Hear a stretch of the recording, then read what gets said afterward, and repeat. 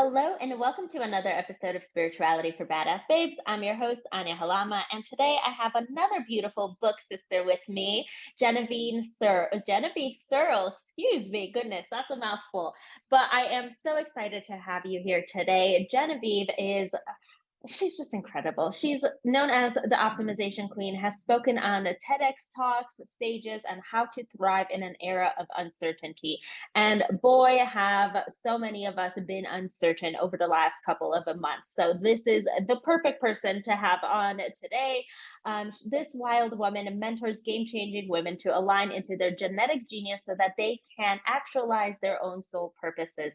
Genevieve combines cutting edge epigenetics profiling, ancestral alchemy, embodiment movement, functional breathing, and deep soul work. She is beautiful, beautiful, beautiful. She's also written many best-selling books, including the Women Gone Wild Wealth Edition, which that's exactly how her and I have met. So welcome, Genevieve. I'm super excited to have you here today and speak all about love, tuning into your heart, tuning into like ancestral healing, which let's back up a little bit. So my first question, as always, is what makes you a spiritual badass? Oh, um, life. Yes. Yeah, you kind of, there comes a point where there's not really much of an option. It's either that it comes to that place of like surrender and acceptance and finding the flow even when you don't necessarily feel like there can be any flow there, and then watching the magic unfold after you surrender into that, which I've been on this path for a little while now, longer than you, I reckon. I don't know how old you are, but yeah, I'm 45, 46 next year. So I've got a few years under my belt, and I still struggle with letting go to the flow. It's not an easy path, and culture certainly doesn't make it very easy either.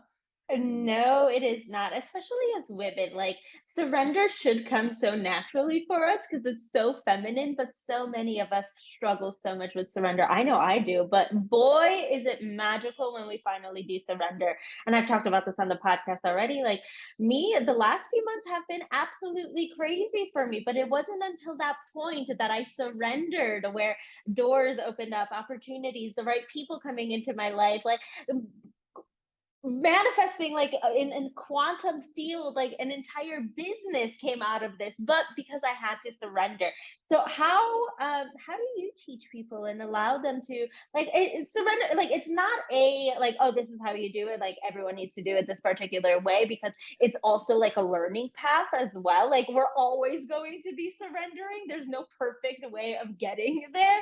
How do you allow people, guide people to surrender? Like, if someone's like, I have absolutely no idea how to do this, I'm going through a crazy time in my life, how would you guide them into surrendering? One of the best tools that I have at my disposal is the personal body genius profiling. So this is epigenetic and hormonal profiling. It's science-based and it uses measurements to work out how we are hormonally and epigenetically, see, even I struggle with that word, wired from the beginning. So conception, early years, even preconception, we swim in this sort of hormonal soup, I guess, and we determine out of six main categories of hormones which is going to be the one that's going to keep us the most safe and give us the most love, ultimately. And that's what creates who we are, how we see the world, how we think of the world, how our body works, how our nervous system works, how our digestion works. And so everyone's different. And even in the same family, even though we might have grown up in a certain family and had certain family expectations and certain cultural expectations, and we sort of think that we're going to think in a certain way, the way we actually process information is dependent on the hormones that are dominant in our system. So when people understand what it is that wires them, what are the hormones that are actually running the show, then we can know how to surrender in our own unique way. And it's very, very, very different, very different. So my partner, for example, is wired by ACTH, or they often refer to it as adrenaline testosterone for ease. It's not, but it kind of, let's think of it like that for right now. For him, it's actually really important that he actions and does stuff and moves forward and initiates and activates. For me, on the other hand, my nervous system, I'm wired by serotonin. For me, it's actually much more important that I surrender and give myself to experience the opportunity to experience pleasure often, and particularly early in the day. When I do that, when I give myself the permission to see my value enough to find pleasure early in the day, take my morning slow, then I become much more expanded and I have much greater capacity to do things. So we're completely opposite ends of the spectrum, but knowing that it is so powerful in being able to understand, okay, what is it that I need to surrender into? Because it's actually different. Beautiful. I think I'm the same one as you, because I need like my mornings to be pleasure. Like whatever I'm guided by, like whatever spirit tells me, whether that's like movement, going to dance, journaling, what going on a stroll in the morning, just having my sip of coffee and not being on my phone, like that is pleasurable for me. Like then I can expand throughout the rest of the day. But so fascinating. And you're one of the only people that I know that works with epigenetics, and I'm just diving into epigenetics recently. Right now, I'm reading the book Gene Codes, which is phenomenal, by the way, thus far. Very, very thick book. It's a long book, but it's so good, and I know I'm going to reread it over and over and over again. So if someone's unfamiliar, let's just chat a little bit about what epigenetics is and how we are really made up, because it like I love science with spirituality. Like that is one of my all-time favorite things. Like even something like human design, for example, like we are made up like this. This came from our bodies, from our DNA, with epigenetics specifically. Like it is literally encoded in your DNA. So what is it and how can we use it to our benefits? Totally. So we've got genetics, which is our DNA, and then the epigenetics. Epi means above or on top of. So that literally means what is happening above our DNA. So our DNA doesn't change, but the expression of our DNA can change, and it does change often. And everything in our world, everything that we think, everything we eat, drink, where we live, the relationships that we have, the movement that we do, the environment we live in, the lights we live under, every single part of our life, our EMFs, like the smell, the oils that we're smelling, I've got the diffuser right here, they influence the expression of our genes. And we can turn our genes on and off quite deliberately. And also it will happen unconsciously. It's just happening because our bodies are this dynamic, we're a dynamic being that is in constant, this dance with life, right? That's how I see it. It's like we're constantly dancing with life and we're taking in information, and then we're working out, our body is just at this automatic level, working out what's the best way to meet life. How do I prepare for what's coming? So it takes in information and then assesses, okay, what's likely to come next? How do I prepare for it? How do I step up to it? So there's an interplay between like gene expression and our hormones. Our hormones are like the messenger, the chemical messenger signals that allow for that process to happen. And so we're genetically wired, and then we are also hormonally wired to have these certain predispositions. But when we understand our fundamental hormones, like our core dominant hormones, and that means when we have a dominant hormone, it means that we have a higher tolerance for it. So if you can think about like junkies and addicts, you need more of it to get you hit, right? So if I have a dominant hormone of serotonin, I have a high tolerance for it. I need more of it to feel baseline normal. People who like tend towards depression probably have fairly high levels of serotonin dominance, which means they need more of it. So it's actually my job to look after my system, to go around and make sure I'm doing things that give me more serotonin than someone else might need, right? So this is the way we get to play with it, is when we understand what it is that wires us, then we can work with, okay, well, how do I make sure I have enough of, like, I'm in enough situations, I'm meeting my needs, my serotonin needs, I'm filling up I imagine that I'm like Little Red Riding Hood going through the forest and I have a basket that has serotonin molecules in it, and I look at it and I'm like, oh, it's getting low. How do I fill it up again? And then I'll like do things that put more serotonin in my basket. I love this. I'm just thinking of Super Mario right now, like driving around and like walking around and like collecting Yes, little serotonin molecules. exactly. Exactly. And then that gives me, like, when I've got a full basket, I'm amazing. I'm amazing. I've got energy, I've got resilience, I've got capacity, I can think really clearly, I'm like brilliant, I'm super generous, I'm super open-hearted. I'm like, yes, of course I can do that. No worries. I'm thinking brilliant things. If my serotonin's low, it's like, get out of my face. Don't even come near me. I'm going back to bed. Right? So it's like, whereas my partner, on the other hand, is like, okay, he needs to like action and get going and move things and do things and initiate things and get these little hits, because he's like addicted. He's got a high tolerance for adrenaline and testosterone. So he needs to do things that give him like an adrenaline and testosterone hit. Same with, there's other 4 key other hormones: dopamine, oxytocin, prolactin, and vasopressin. And those, so out of those 6, we're all dominant in one of those. And then we'll have other ones that kind of come in as secondary and tertiary. We all have all of the hormones, like none of us don't have any of them, but we have differing levels. And the ones that are sit right at the top are the ones that we need the most, and they prime us to be who we are. But but the beauty is we have control over that. So when we align our lives to who we actually are, not who we think we should be, not who everyone else is, when we align to who we actually are, when we bring in our food, our movement, the timing of our day, that's super powerful. Like when to do things, when to eat, when to move, those things that changes for everyone. It's really powerful when you understand. That's called chronobiology. It's like your individual biological timing. And when you know that, like life changes massively. Amazing. So y'all do your research on how you're made up within your own DNA. I find it so fascinating. Like with epigenetics, with human design, with so many of these other tools, because they are tools, like that's what it is. Even though it is in your DNA, it is tools. Use it as a tool. Like you can completely shift your life for the better if you're using them appropriately and the right way. And he's like, when I should wake up, when I should make these decisions, when I should eat, what should I eat, like all of this you can use to your own benefit. But it takes that time to like actually sit there, do the research, like start going into all of this. But it's so fascinating. So you and I, obviously, we've met through the whole Women Gone Wild movement, and inside of there, you wrote all about ancestral wealth, and that taps into epigenetics as well, epigenetic imprinting.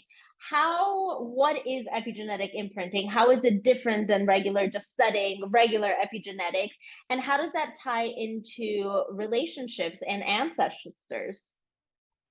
Yeah. So my pathway to discovering the intergenerational piece was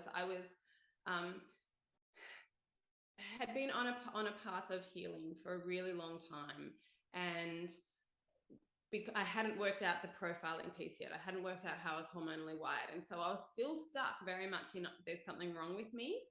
Once I learned about the profiling, I was like, oh, there's nothing wrong with me. I just need to fill up my serotonin bucket. That's it, really.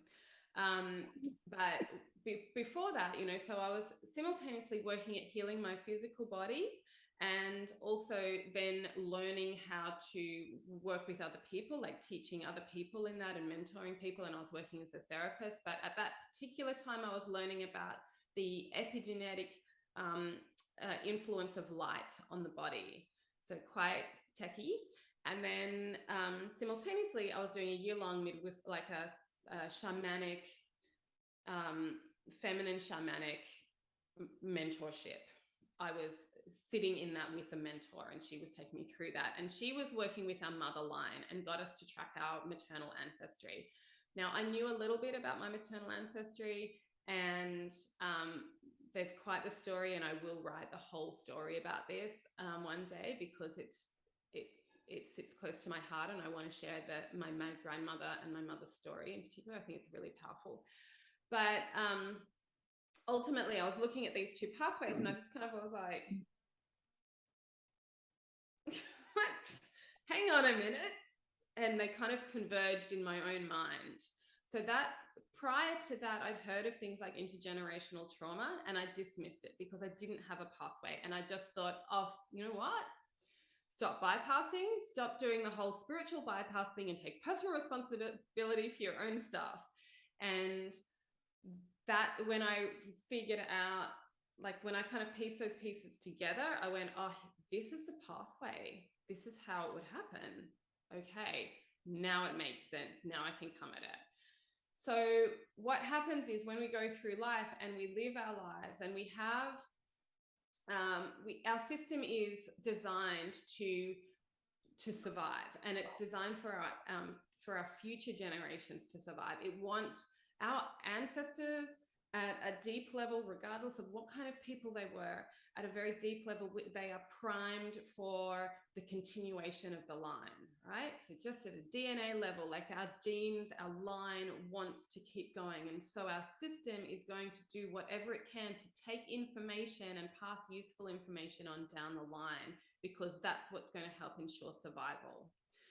So the way it does that is it pays attention to two core things. One is a very big experience. So if there was, you know, how you've had those experiences in your life where it's like, boom, that was it, and I was forever different. Like there was a moment then where everything changed and I was never the same person again. Oh yeah. And then yeah. So you have those experiences, and then you also have the repeated behaviors. So you do the same thing over and over and over and over and over and over and over and over and over again. And that is what tells your system, both of those things tell your system, this is important, it needs to be paid attention to. It's either so massive and so like attention grabbing or shocking or intense that your body's like, well, this is important. Or you just do it so often that your body goes, well, we're doing it all the time, it must be important. So yeah, so that's kind of how it happens, is our system encodes this, and then it goes, these things are important, we're going to pass that down through little tags onto the DNA that's embedded in the egg and the sperm. And and then when we're conceived, those tags are on there, and we carry that information through. And it can show up physically in our bodies. Say for example, someone may have had an ancestor who was in the coal mines, right? And so the future generation becomes very sensitive to dust in the air. So they might end up with asthma. Might be the first person in their genealogy to have asthma, but their system is like, no, we need to pay attention to air quality, because we know that lower air quality is not good for us. And so we're going to create extra sensitivity. So I like to think of physical and emotional and mental sensitivities as potentially love letters from our ancestors. Something that our ancestors have said, pay attention to low air quality, because if it's really bad, you're going to need to get out of there. And they did some amazing studies with mice. The cherry blossom mouse study is fascinating, where they had like these grandfather mice, and they gave them an association with the smell of cherry blossom. So they were smelling cherry blossom at the same time they were electrocuting the mice. It's not a nice study. And so eventually the mice came to associate the smell of cherry blossom with pain. And then once they established that, they artificially inseminated female mice. So the original male mice and the original female mice never met each other. They never had any kind of little mouse conversation saying, watch out for the smell of cherry blossom, it's really bad. They never knew each other. And then that female mice had pups, and then another generation. So 2 generations down the line, without any contact with the original mice, those future generation mice had trauma responses to the smell of cherry blossom. Wow.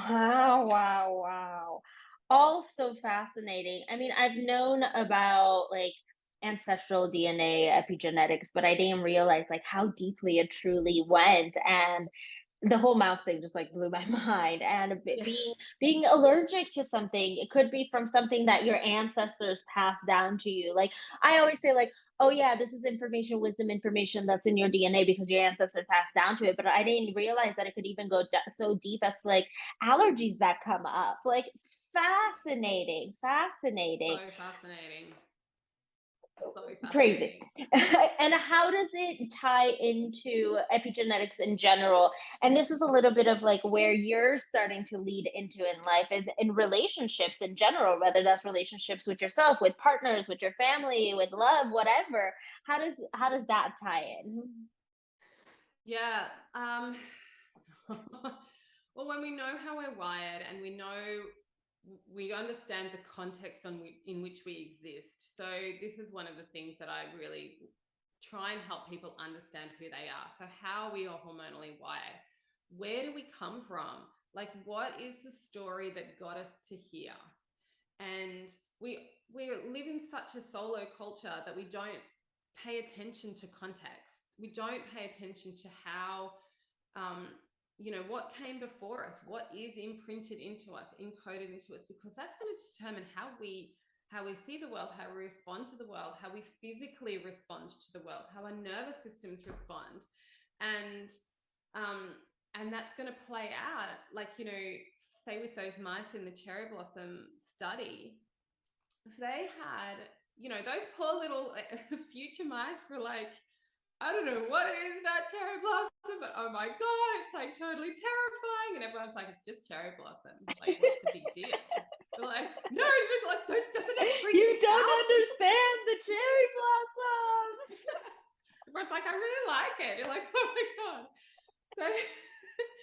So, we can have these things that create internal responses and we don't necessarily understand where they come from, and they may not be ours. They may not be ours. They're just carrying someone else's story.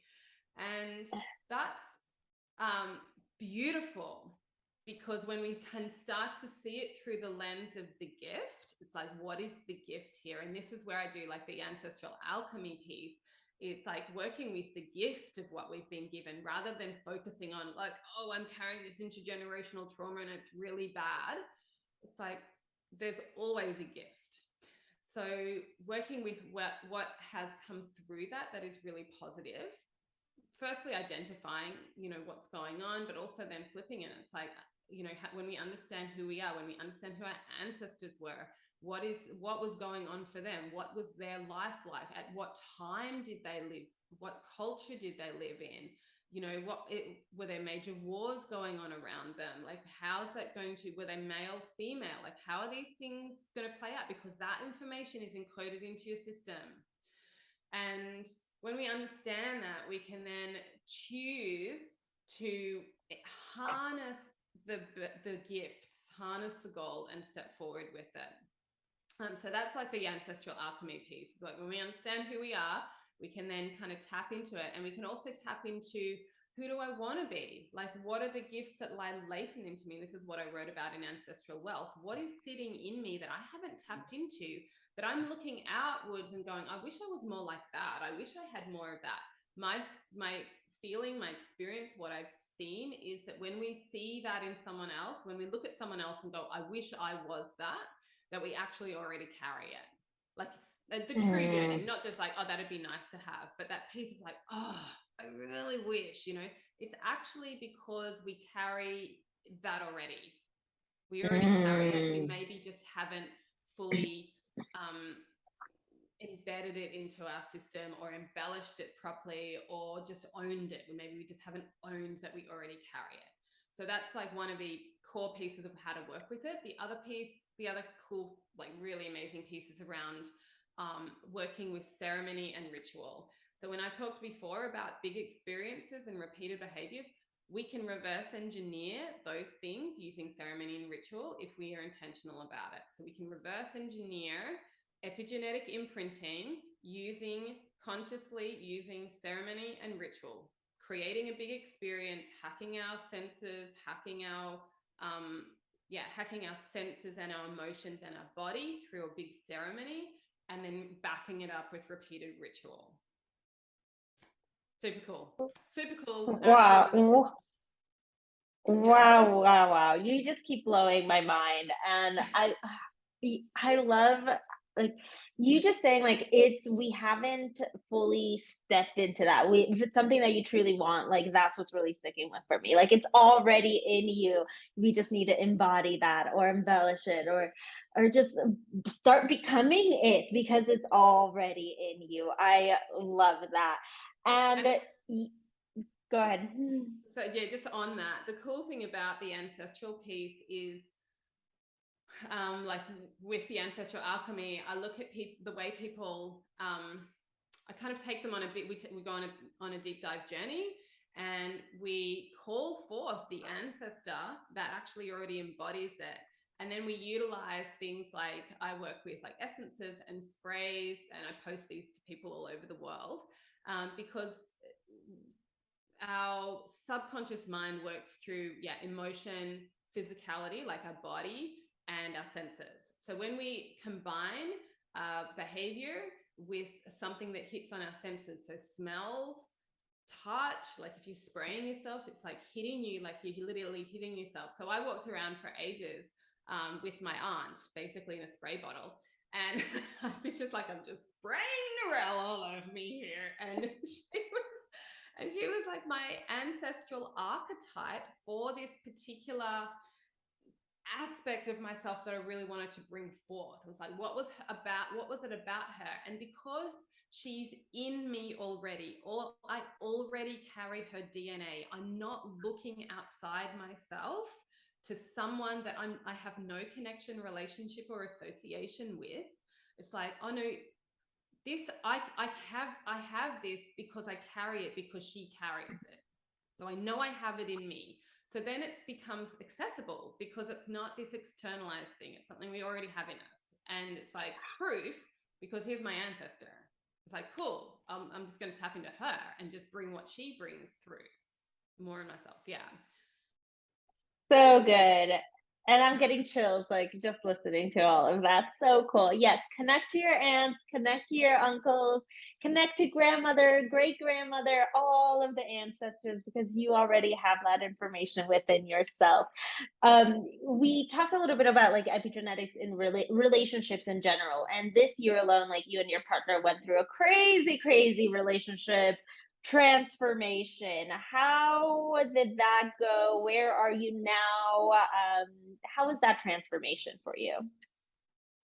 Yeah, so I've been with my partner for 20 years. We're actually high school sweethearts. We were high school sweethearts for 2 years, and then we broke up for 7. And in that 7 years, I had a really hectic time.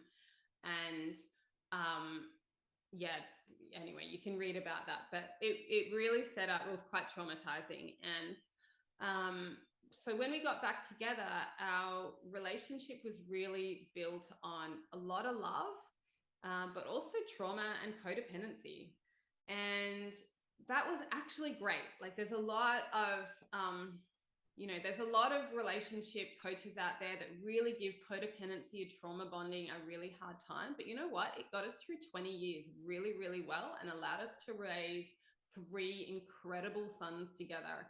And our eldest is just now 18, 15, and 12 they are, and they're amazing humans. And that codependent relationship allowed for that to happen. And it was incredibly beautiful. It was passionate, it was alive, it was fun, it was playful, it was deeply connected.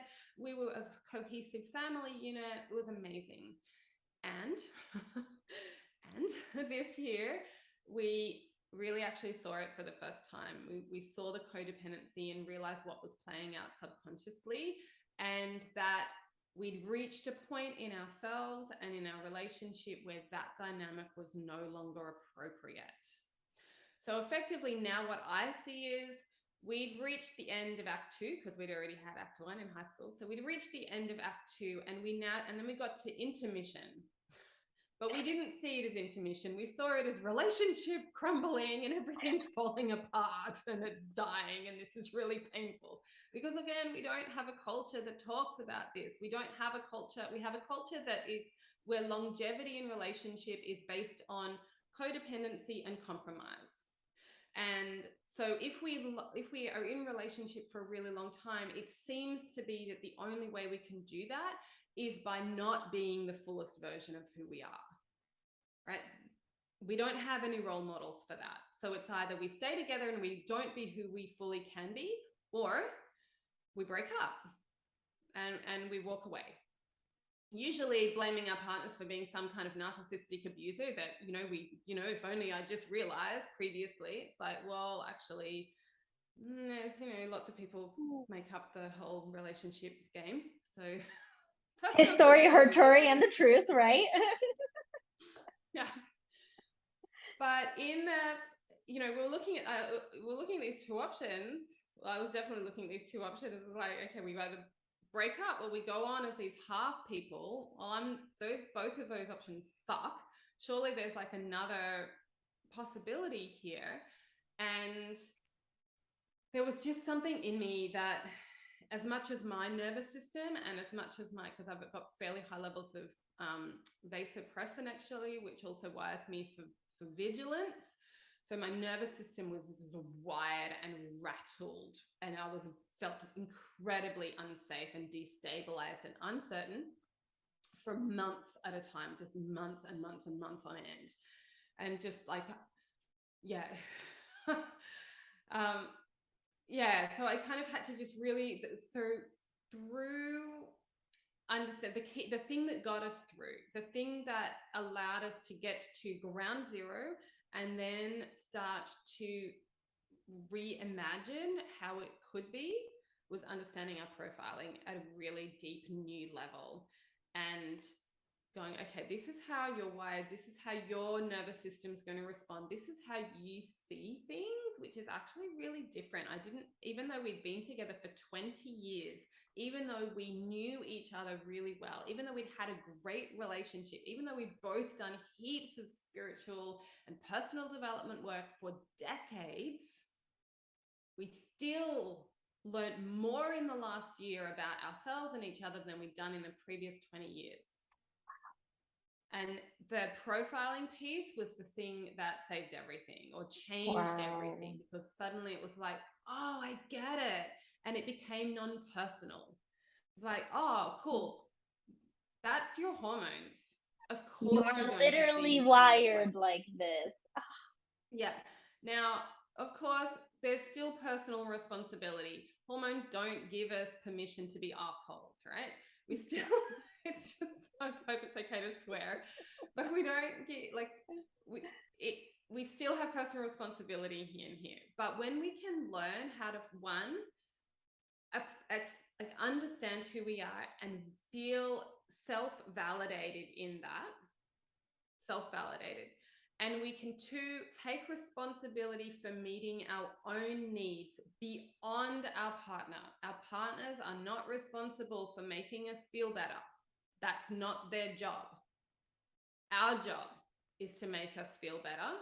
And then the magic of a really amazing relationship is when we each separately look after our own needs and then come together and create synergistic magic. But it's not our job to lay our needs at the feet of our partners and expect them to fix us or make us feel better. That's up to us. And likewise, it's not our job to rescue or save or make our partners feel better of course, we can be compassionate and we can be considerate and we can hold space for them, but taking on their stuff is not our job and it doesn't serve them. It doesn't serve them, it doesn't serve us.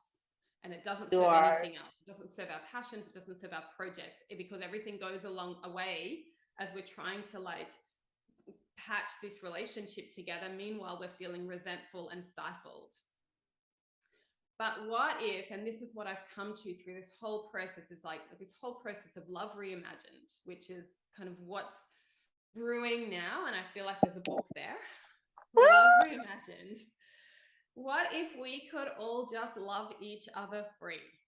What if we could love ourselves free? What if we could all feel validated and liberated and celebrated in the truth of who we are, and then actually meet each other from that place? Like, can you imagine the kind of relationships that would happen? Can you imagine what could be created out of that? Can you imagine what we can offer to the world when we're in our own shining and we're able to, like, because when we're in that, we're so unshakable. When our nervous system, when we're tending to our own needs and we're like looking after our own little our own molecules of like dominant hormones, we're amazing, we're magnetic, we're magnificent, and we can create the most incredible things. And if you like have a relationship when we're each celebrating the other person to do that and not taking their needs personally, it's like, yeah, I'm not taking your requirements as a personal affront or attack. It's like, okay, cool. So you need to go out and hang out with other people. You need to maybe spend quite a bit of time alone. It doesn't mean that there's anything wrong with me or anything wrong with our relationship or you don't like me. It's just that's actually part of your wiring, is that you need variety and diversity. Awesome. I actually really like my alone time. Great. I'll see you later. When are we going to hook up? Let's factor it in.